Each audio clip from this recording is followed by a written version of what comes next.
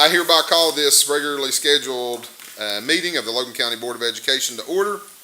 Today is Tuesday, August 11th, 2026. It is 5:30 p.m. and we are meeting here in the Ralph R. Willis Career and Technical Center. Present are members Ralph Artegario, Mark Keyser, myself, Dr. Ed White, and participating by phone is Mr. Bill Alderman. Before we get started with the pledge, I just want to read a little statement that I wrote. This morning we were all saddened to hear of the passing of Dr. Pat Joe White. Dr. White was a cornerstone of education in Logan County. He began his career in 1972 as a teacher at Mallory Grade School and served the children of Logan County for over 54 years. The last 16 years of those as a member of this Board of Education, including serving as my predecessor as board president. His more than 50 years of service helped shape generations of students and educators. Dr. White was an educator, an administrator, a colleague, a mentor, but most importantly, Pat Joe was a friend. His service to the children of Logan County will not be forgotten, and his legacy will live on through the impact he has made to countless students throughout the years. We'll miss our friend, and I ask this evening as we observe our moment of silence, we take that moment to remember our friend and our colleague, Dr. Pat Joe White. At this time, I'd like everyone to please stand for the saying of the Pledge of Allegiance and a moment of silence. I'll lead the pledge this evening. I pledge allegiance to the flag of the United States of America and to the republic for which it stands, one nation, under God, indivisible, with liberty and justice for all. Please remain standing.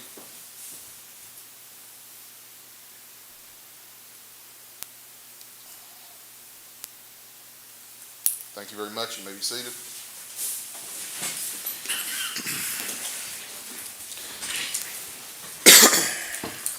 Item number 4 on communications. There were no public speakers, correct? No public speakers. We had no presentations to be made. Is that correct? Yes. All right. On to item number 5, the minutes from the meeting of June 23rd. Dr. Pat Joe White participated by phone. Craig Markham was not in attendance. Item B, the minutes from the special meeting of July 21st, 2026. That was a personnel hearing. No board members were present. And the minutes from July 21st, 2026, all board members were present with a couple of us participating by phone. All those minutes have been approved by Superintendent Blatt. And we go on to action item number 6, approval, or agenda item number 6, approval of action items. And for that, I will turn the floor over to Dr. Sonia White.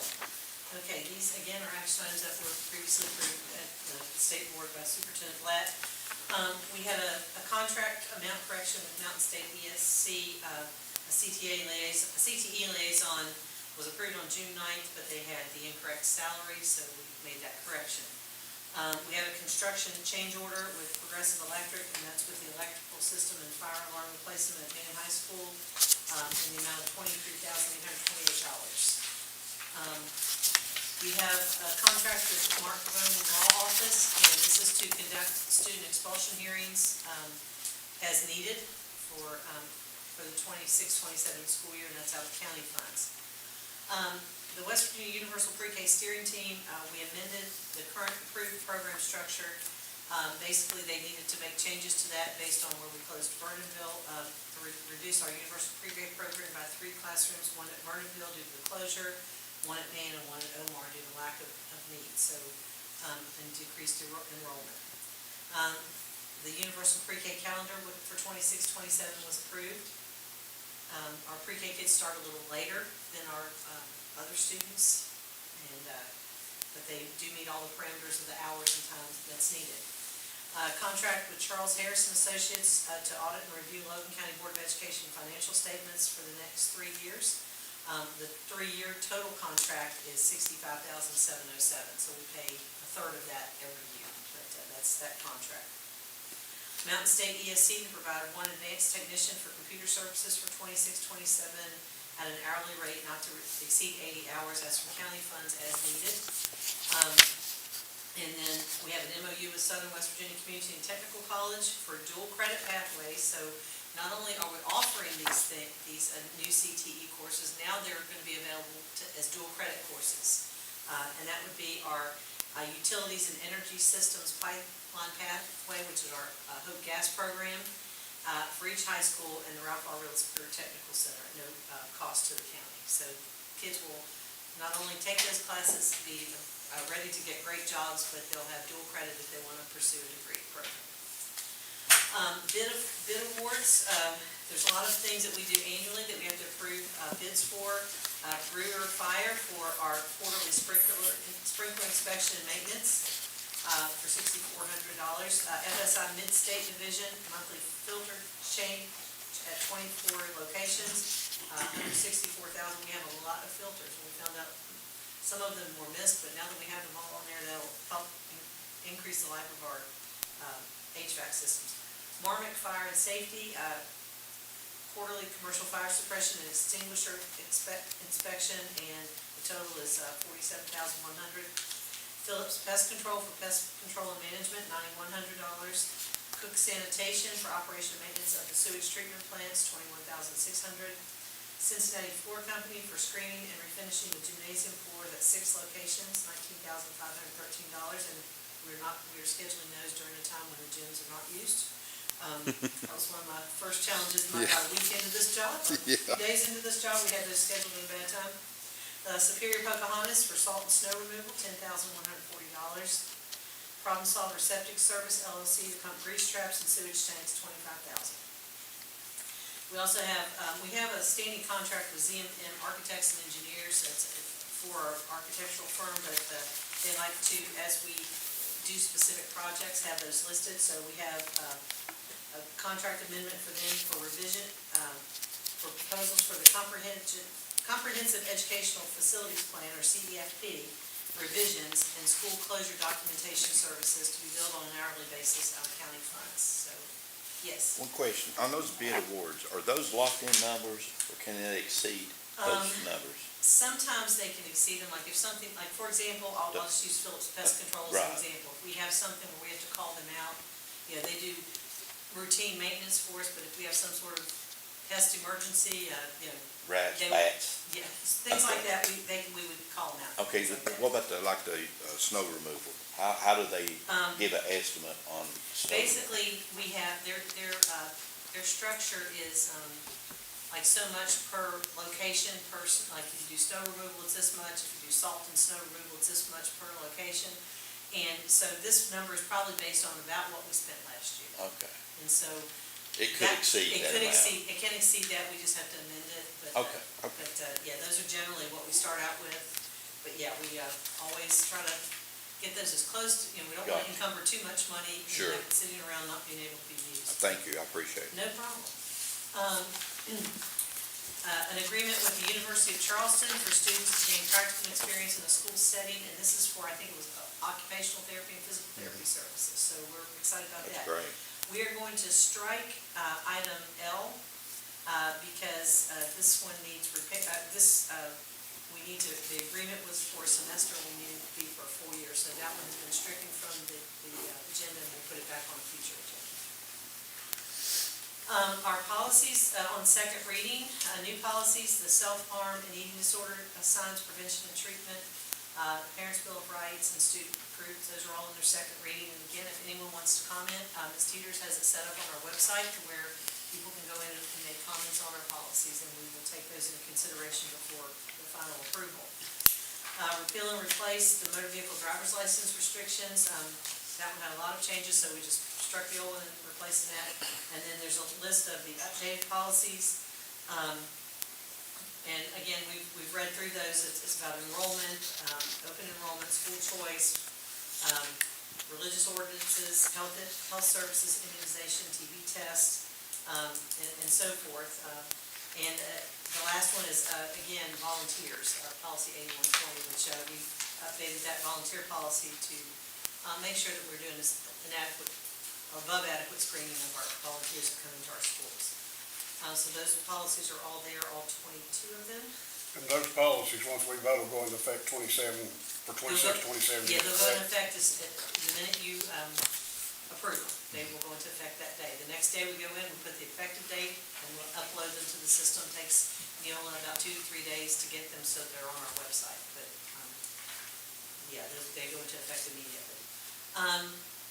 Now on item P, we received approval to replace the audit proposal committee member Jason Jude with Camille Evans to solicit and review proposals for certified accounting firms approved by the state auditor's office.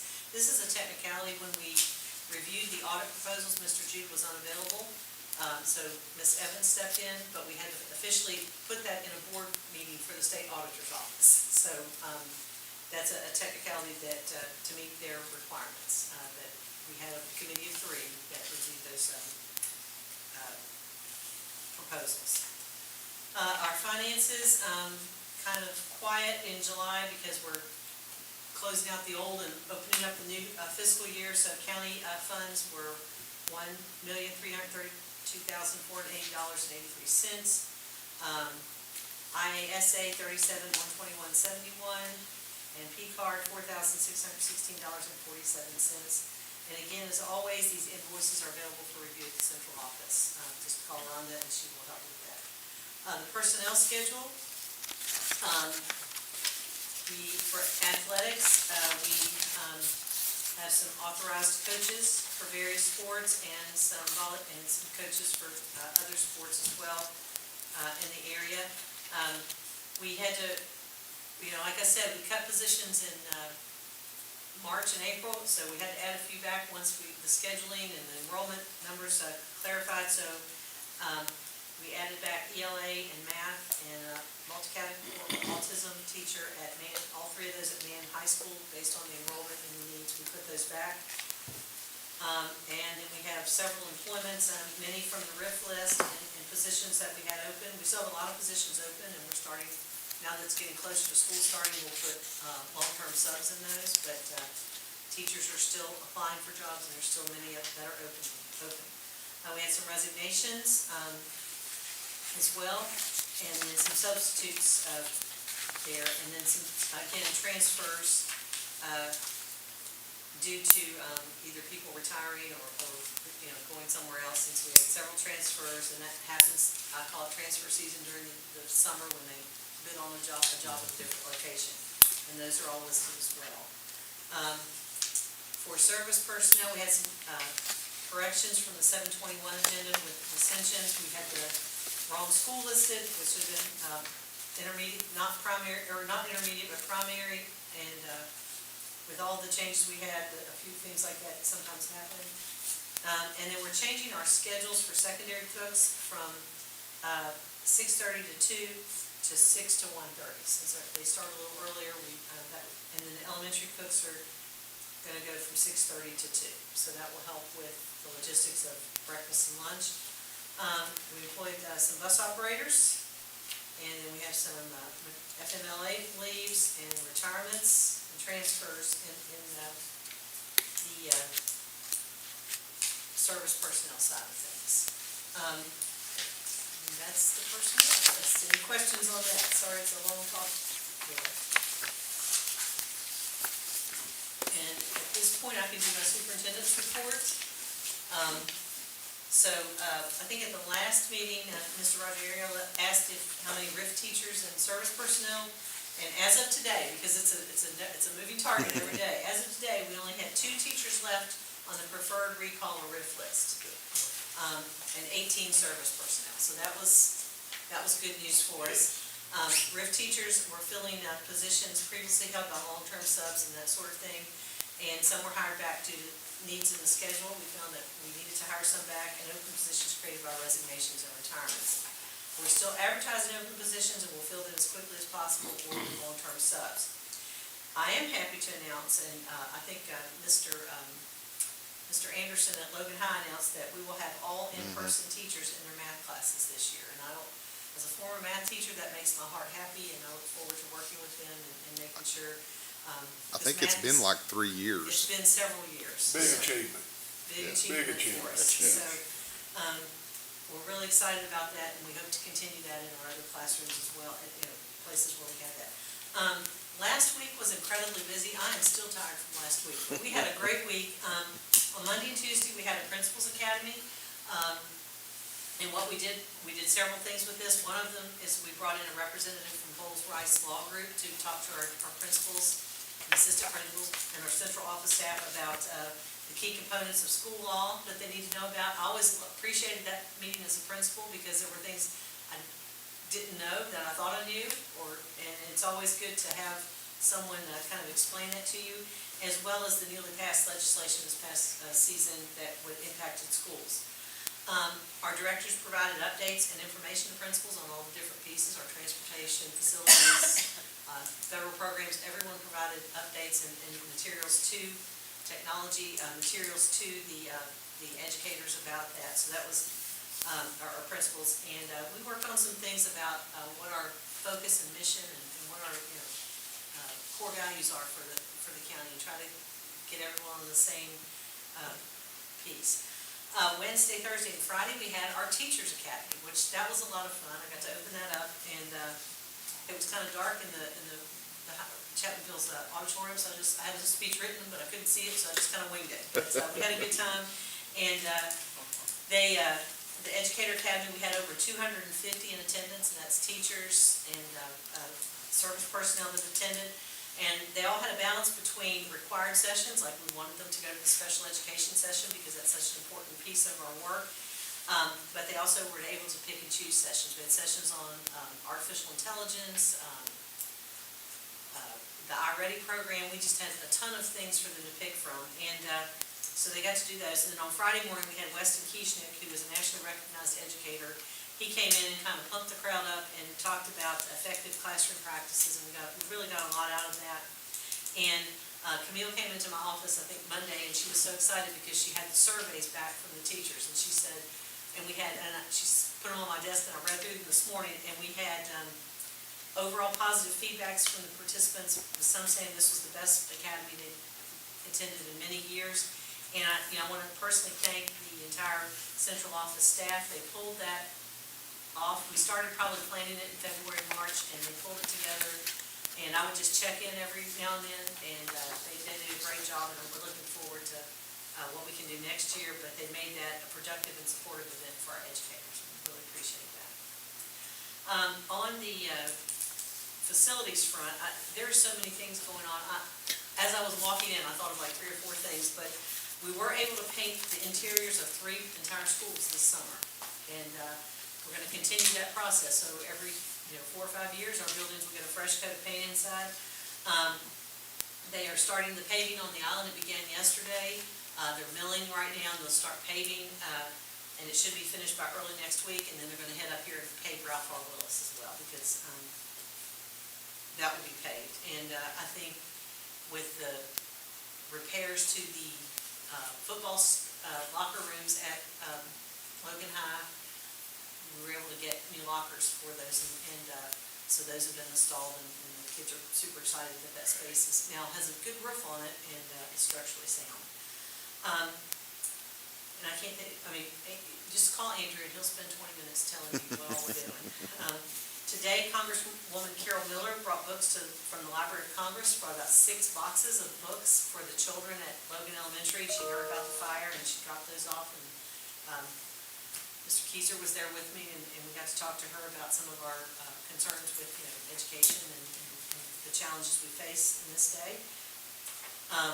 Tomorrow is our update for Logan County Schools at the State Board of Education meeting, so if you'd like to go with me, it starts at 9 o'clock. If you want to be there, I know many of you have to work, but it will be tomorrow at the State Board meeting. Again, we just signed MOUs with Marshall, West Virginia State, and Southern West Virginia Community Technical College for dual credit opportunities for our kids. So between the 3 of them, our students can take just about any class they want and get dual credits for it. Next Tuesday, I'm excited about this too, all Logan County schools will have their open house for students and parents. These will occur in the afternoon around 4 to 5, depending on the schools. And then after each open house, each attendance area, which will be Man, Logan, and Chapmanville, we're going to have a community gathering for parents and children. We're gonna have games, fun events, informational tables for parents, like things about our Dolly Park National Library, about our communities and schools, all the things that we offer to the community to help parents, our Title I services, things like that. And it's almost like the three attendance areas are trying to outdo each other right now. And then one of them told me today they have a cheesecake food truck coming. Oh, gosh. So, and then another one says, well, we have an elected official who's going to man a grill at ours and different things. But the Logan and Man ones will be at the football fields, and the Chapmanville one will be at the intermediate school. So for our outlying schools like Udingus and some others, we're going to have shuttle buses running for the families to and from their areas, so they don't have to travel all the way into Chapmanville or other things. We've got that, and we're just excited. We want all parents and students to attend, and this is just a way of us welcoming our kids back, showing our community what all the amazing things we have at Logan County schools to offer. And each school has posted their information on social media, but they'll probably do call-outs later this week to the families. If you all have a schedule, county schedule, Okay. come through, you all forward that on to us. Okay, you mean about this day? Where you can meet at two different schools? Yeah. or Well, different that way others? we can see who's staggered what Okay. times, because I like to try to Okay. make as many as I can. That's a good point. Okay. For those that are having the afterward activities. Yeah. I will get that to you. Yeah, I'm trying to figure out how to do 3 places at once myself. Now, and some other things, next Thursday, I'm having the inaugural meeting of the Superintendent's Community Council. I'm excited about this. We have 3 representatives from each attendance area that have been invited to attend.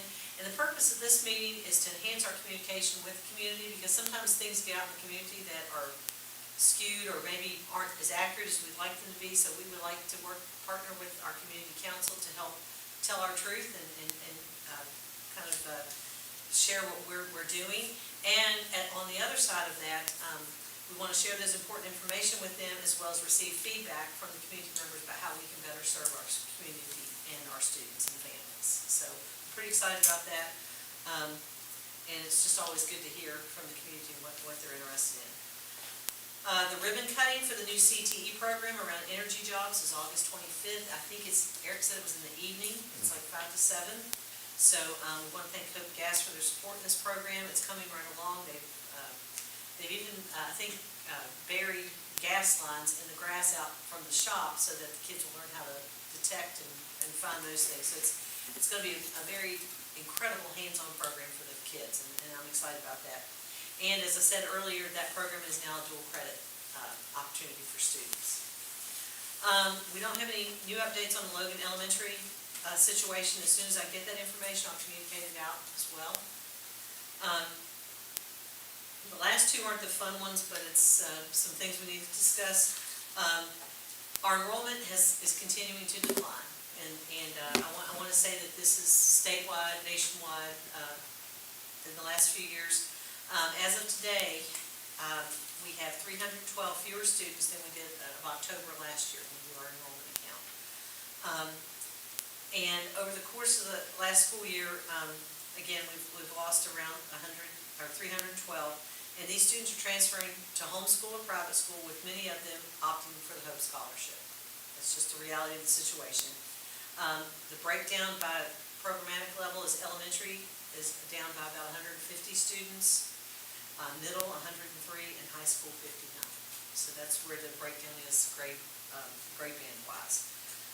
This is a 7% decrease in a single year, and we see similar trends across the state.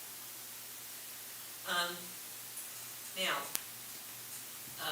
we have 3 schools in the county that over the last 4 years, their enrollment has had declines, but their enrollment has been under 100 students during those last 3 to 4 years. And these 3 schools are in some of our oldest buildings that need significant repairs in the millions for each of them, and upgrades. 2 of these schools are less than 3 miles from another county elementary school with ample space to accommodate the students. We are currently, as you saw in the earlier agenda, the ZMM contract to work on school closure documents. So we're currently developing a closure documents for these 3 schools. And not that that's final or anything, but I just want to kind of explain the closure process. It generally follows a pattern of we submit the closure documents to the department for review in early to mid-September. Once we fix any things they want us to fix in them, they are put out for a 30-day public examination with announcements in the newspaper, and they're available usually at the board office and the schools that are impacted. After the 30-day period, there are public hearings for the closing schools and the receiving schools, and a vote by the local board to close, or in this case, for interstate takeover. And then if those are approved at the local level, the state board generally approves those in December. And that's just the process for everybody. It's not necessarily with this continued enrollment decline, which comes with loss of revenue based on enrollment, with 300 kids accounts to almost $2 million right now, and that's probably a low end estimate. And we've had an enrollment, we can't ignore the obvious issue that we're dealing with. And Logan County has had an enrollment decline of 1,216 students since the 2018-19 year to the end of this last school year, which is a 22% decrease in enrollment.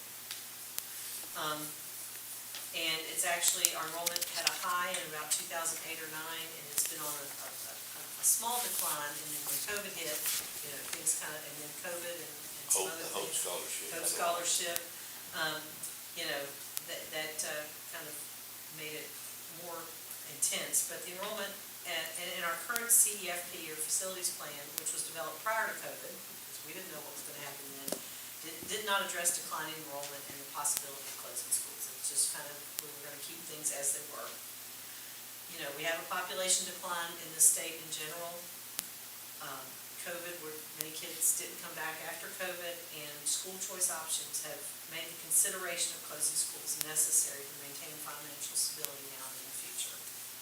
And I just wanted to let you know that's where we are, and not something I wanted to do my first year in, but just wanted to let you know that the numbers are coming in, and we can't continue to ignore the steady decline. We've lost 600 kids in 2 years. Can I ask you a question? Sure. See if I understood correctly. Under the Hope Scholarship, they get that one allotted amount.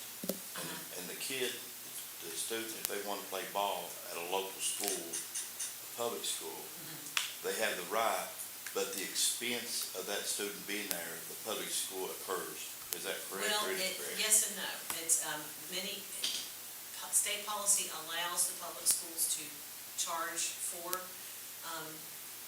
sports, to Hope Scholarship students, and we're developing a Charge to policy. the parents, or Well, the parents can, like if they have the Hope Scholarship, they can use some of their Hope Scholarship funds to pay to play sports or to take a CTE course or whatever. So that's not included in the Hope Scholarship.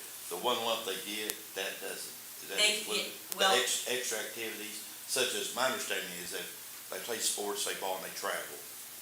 The public school system gives them money, the $10 or $15, whatever, for lunch. Is that correct, or is that incorrect? Well, if we have homeschool kids or Hope Scholarship kids on our teams, and we take them somewhere, and the coach pays, uses their sports funds to pay, we pay for it. What I'm saying is, some counties have, and we need to, this board, since you're in charge of policies, if you direct me to create a policy where we would charge, say, a fee for a student, a Hope Scholarship student, or any student, to pay a fee that if they don't attend our schools, they could, many counties have went to that, and state policy allows that. So that would be something, if this board desires that we explore that, or come up with a draft policy regarding, because in a sense, they're getting the Hope Scholarship money, and they're using county resources for extracurricular or academic things as well. I just didn't know if the Hope Scholarship included those activities.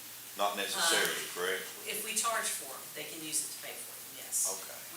Right now, we do not have a policy that says we are going to charge X amount of dollars if you play football or you play basketball, that kind of thing. Okay, who writes the check to the, To Hope. yes, Well, the way, again, the Hope Scholarship is managed by the treasurer's office.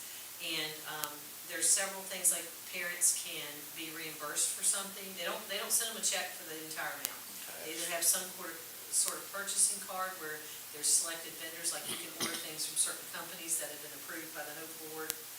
And they can order things that way, like if there's schools, if they send their kid to a private school, if that school's on the list, the Hope Board will send the tuition to that particular school. Or they can order things and then request reimbursement. so the parents don't get nothing? You're right, they're not handed a Okay. check for the entire amount. They have to verify their expenses. Okay, thank you. And with the laws and policies in effect, that the Hope Scholarship's governed by, they have put in those policies and laws an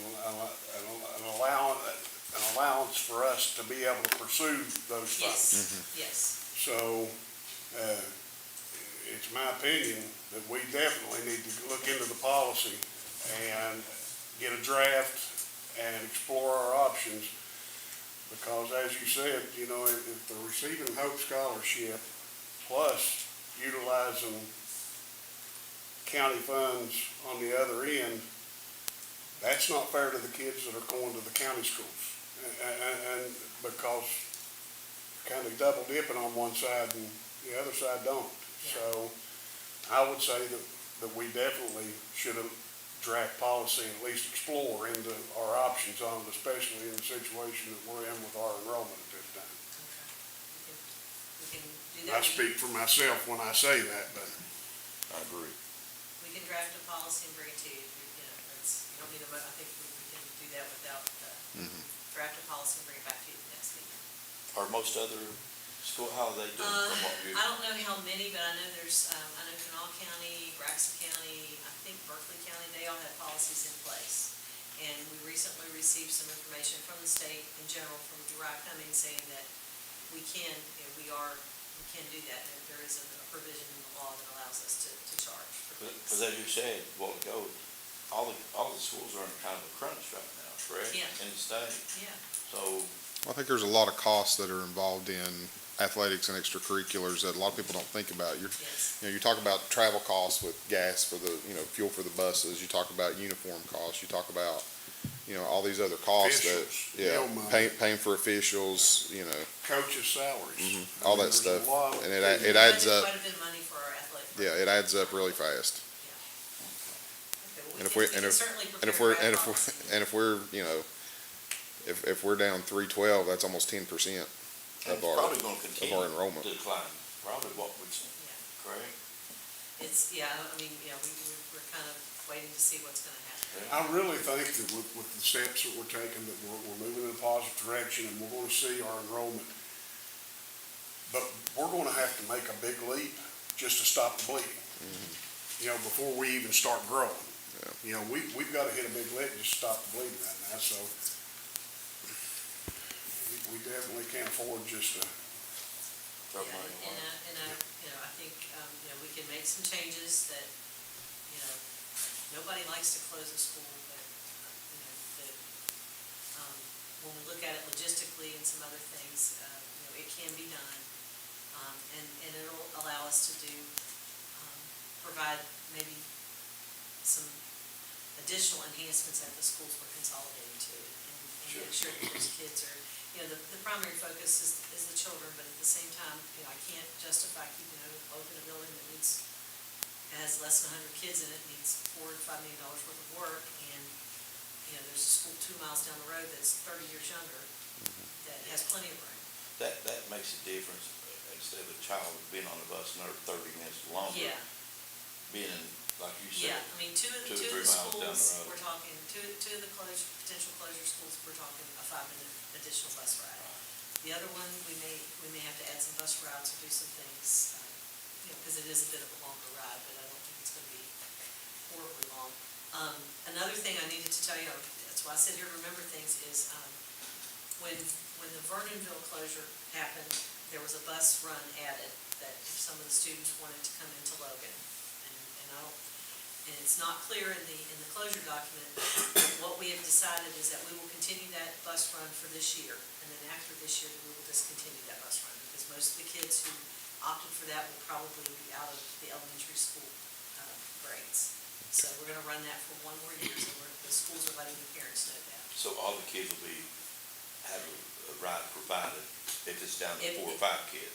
Yeah, well, right now it's about 5 to 8 Okay. kids that are, and so that we And decided. this will be the last year they're in need of that. You know, because I had to consult some legal people in Charleston and say, you know, what can we do? And it wasn't clear in the document. So we felt the best course of action was to allow that run to happen again this year and then phase it out for next year. And they would go to Omar, or, you know, they would be older. The kids that were left riding that bus would now be at the middle school.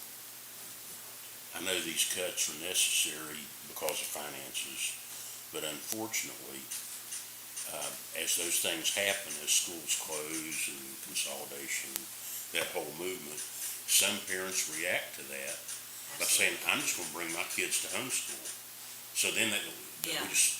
we bleed more. That, Yeah. you know, that encourages the bleeding. And I don't know what a solution is unless somebody just hands us Yeah. $1 billion to Yeah. work with, and that's probably not gonna happen. If Teresa hits the lottery next, on Saturday. Hey, I'm hitting that lottery Saturday, Teresa. But, a brand new school, an elementary size school is about $25 to $30 million to build.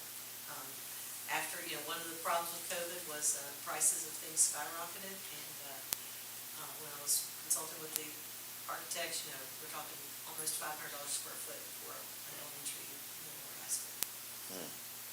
It's a lot. Tough decisions coming Yeah, up. yeah. Yes. And, we need to, but on the flip side of this, we're gonna do things, when these closures happen and the students move, we're gonna make it as painless as possible, and we're gonna integrate them in, and we're gonna, maybe have some extra things that we couldn't offer all the schools that we could offer at the consolidated ones. So that's our goal. I haven't heard much complaining about the Burtonville situation. Seems like everybody's adjusting well. I think so. I Yes. haven't, I mean, changes are hard for change is anything. hard. The kids handle it 10 times better than the adults do. You're right, you're And, right. They are really resilient. We've seen that with Omar Vernonville, and we've seen it with the fire situation. The kids, kids just move along with it, because the people they trust and they care for them, the teachers and the principals and the cooks and custodians, are what makes a school, not Sure. necessarily the building or the location. How's that working out at the middle school? The It's separation? going well.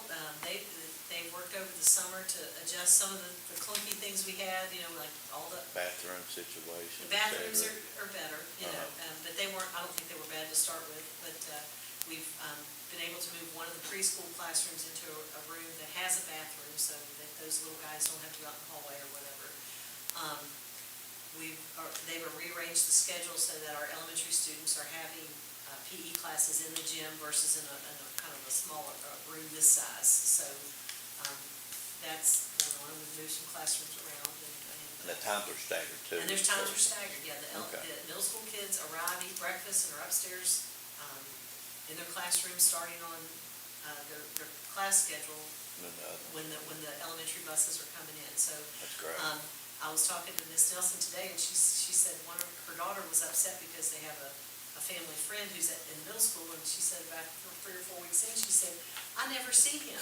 And she literally never saw him. Yeah. So, I know parents are concerned about that, but both principals and the teachers have made sure that, the kids are where they need to be and not, That's good. wandering around. So that's been That was one of positive. the biggest concerns. Yeah, but, and we invite parents, especially on these open house days, to come in and talk to us and tour the schools if they're, if they're thinking about sending their child or they have concerns.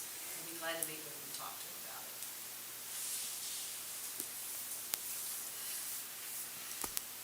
You good? I think I've told you everything I know to tell you today. Until something else you think Till of, right? something else, yeah. All righty. We'll go to board member comments. Mr. Alderman, since you're joining us by phone, we'll ask you for comments first. You have anything to say, sir? I do.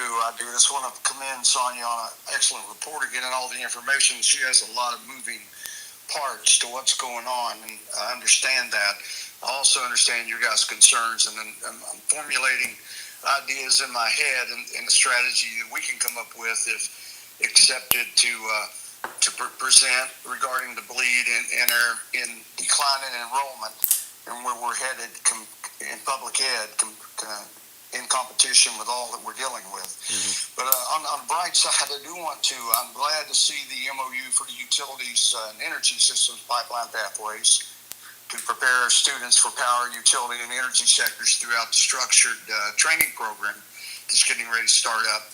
And such pathways will combine hands-on equipment, lab settings, electrical theory, and safety protocols to develop a direct talent pipeline to renewable infrastructure jobs that are so needed in our area. So I'm looking forward to that.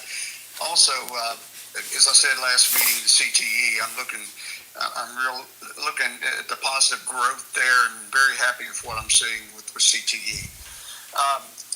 If I'm understanding now, all the second readings of policies, they're still open for comments. Is that correct? Yes, sir. Yes. Okay. I'd like to reiterate or follow up from our July 21st meeting on those policies, where I heard a couple of you guys, my fellow board members, state the importance to read and comment. Mm-hmm. I will reiterate and advocate the importance to and the need to comment.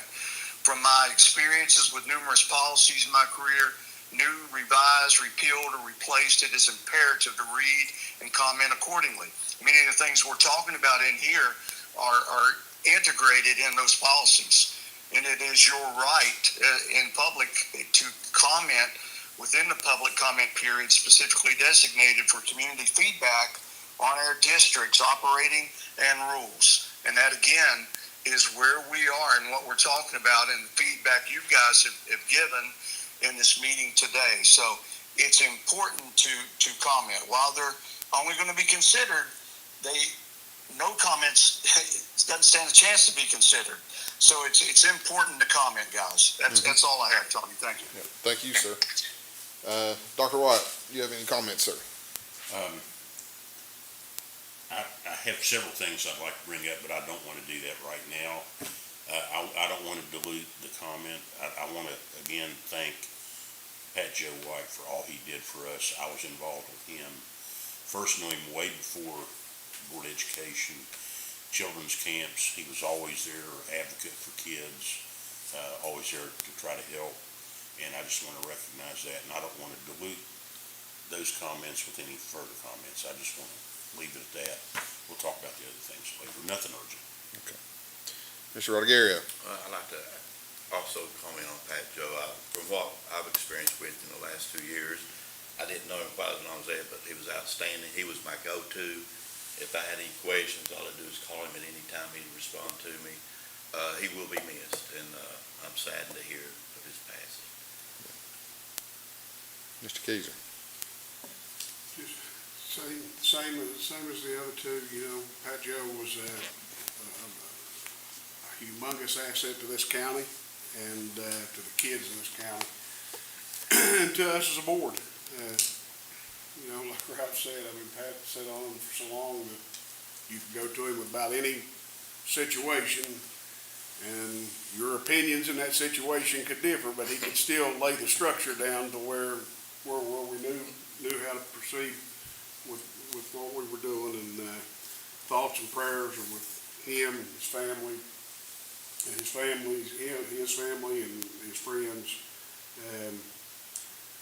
and just to reiterate on what Bill said, on the second reading of our policies, just encourage the public to get out there, read these policies, and help us make them better. We're not asking you to agree or disagree with anything. We're asking you to help us improve what we're doing. Yeah, I concur with that. I think it's very important. That's the first thing that we got back as a group was policy-making authority. And I don't think anybody that sits on this board takes that lightly. And as Mark said, it's important that we hear from the public as elected officials. You know, we're kind of the public's voice in these things, and we need to hear from the public, and you know, there's a public commenting period that's open for these while these policy changes and revisions and new policies are put in. You know, we want the public to take advantage of that and formally comment so that we can look through those comments, see what direction the public sees these policies going, and help us inform the decisions that we make when it comes to approving or changing these policies. So, yeah, very important that the public comment does their commenting on these policy changes. You know, it is disappointing to see our enrollment numbers. I think there's some harsh realities that everybody needs to realize that we're facing. There's no easy answers to it, obviously, and you know, I think that my hope is that it gets better before it gets worse, but I'm afraid that's kind of a hope. To kind of steal the term a little bit. It's just, and like Dr. White said, it's not unique to our county. You know, I've talked to other people from other counties, and you can just look at the numbers. I mean, the numbers are out there. This is a statewide issue, and it's not going away anytime soon. So that's something that we definitely have to kind of bite the bullet and do what is the responsible thing to do, I think.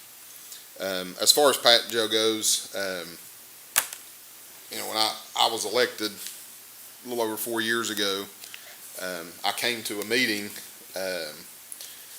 before I got sworn in, and I sat back in the back corner back there, and I was trying to be a little incognito, and you know, I wasn't trying to steal a spotlight or anything. I just, honestly, I came to see how stuff was run, and to kind of get a lay of the land, and to familiarize myself with faces and names and all that stuff. And before the meeting was adjourned, Pat Joe kind of pointed me out and said, "Hey, we got our newly elected member back there, Mr. Tony Dean's back there." And I, you know, just waved. And after the meeting, he took about a good 25-30 minutes and just asked me questions about me.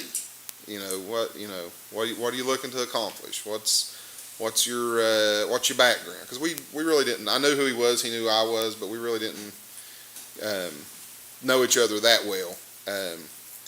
And after I got on the board, Pat Joe really kind of took me under his wing, along with Debbie and Barry and all of them, but especially Pat Joe. And he would call me and he'd say, "What do you think about this? Or what do you think about that?" And, you know, I was the new kid. You know, I didn't know what was going on, but he was very involved in kind of onboarding me to the board, and he was a great mentor, and he became a great friend, and he is truly going to be missed.